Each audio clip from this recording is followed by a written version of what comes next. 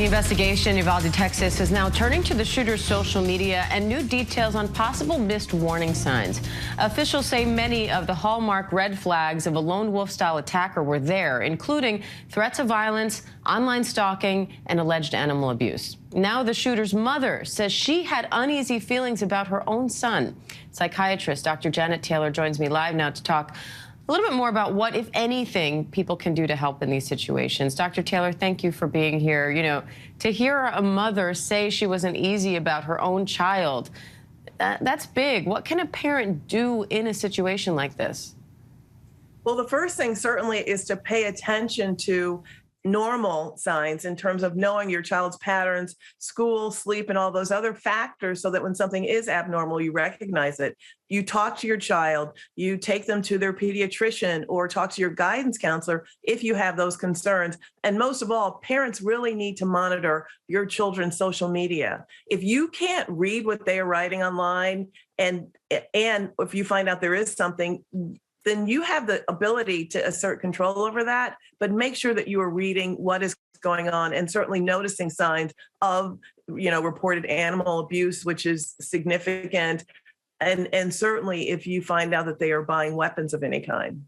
And what about if you're not a parent, but a friend, maybe the parent of a friend or a teacher? We heard some of his former friends saying that they stopped being friends with him because of certain things that raised alarm bells for them. So when you notice things like that make you uneasy about someone who is not your child, what can that person do?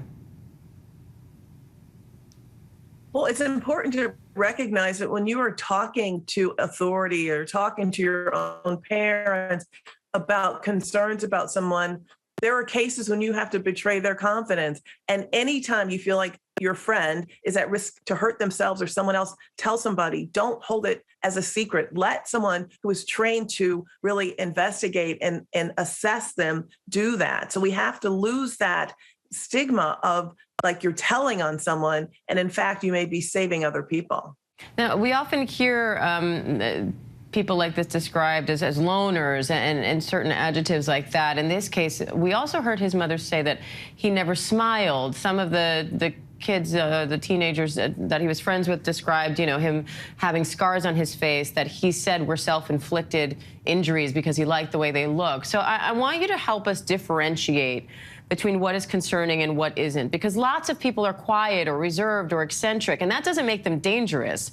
So how can we who are not mental health professionals know the difference between what is a behavior that is cause for concern versus someone who's just introverted, for example?